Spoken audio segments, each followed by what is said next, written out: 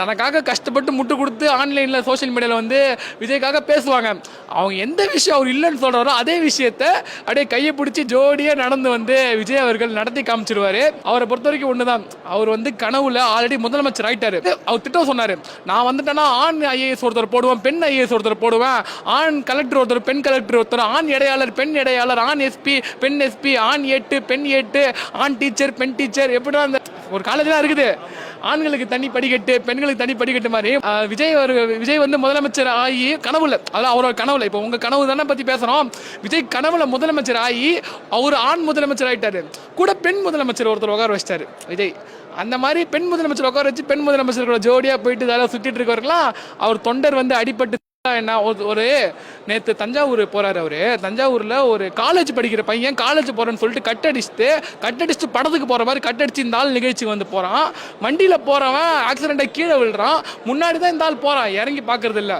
ஆனா ஹாஸ்பிட்டல்ல அந்த பையனோட அப்பா வந்து சொல்றாரு, இப்பதான் என்னோட பொண்டாட்டிக்கு 14 லட்சம் செலவு பண்ணி அறுவை சிகிச்சை பண்ண, மருத்துவ உதவி பண்ண, எனக்கு வேற என்ன வழி, அந்த கட்சியை வந்து எங்களை பாத்துக்க போது, அந்த கட்சி தலைவர் எங்களுக்கு வீட்டுக்கு சோறு போட போறாரு, இவன் தானே, வேற வழியே இல்லை, இவனுக்கு மூளையில அறுவை சிகிச்சை பண்ணணும்னா என் சொந்த வித்து தான் இவனை நான் பண்ண வைக்கணும்னு சொல்லி அவ்வளவு வேதனையா இருக்கு. ஆனா அந்த அப்பா வேதனையா இருக்காரு. இன்னொரு அப்பா இருக்காரு.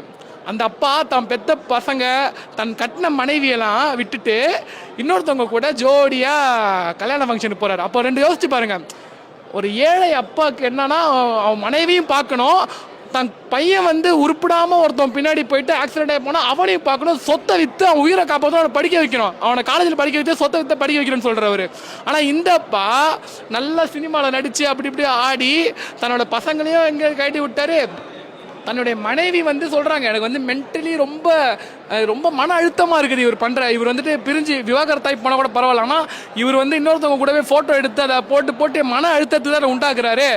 ஆனால் அதெல்லாம் காதில் வாங்காமல் இவர் பாட்டுக்கு ஹாயாக ஜோடியாக கையை பிடிச்சிட்டு ஒரு நடிகை கையை பிடிச்சிட்டு கல்யாண ஃபங்க்ஷனுக்கு போவார் இவர்.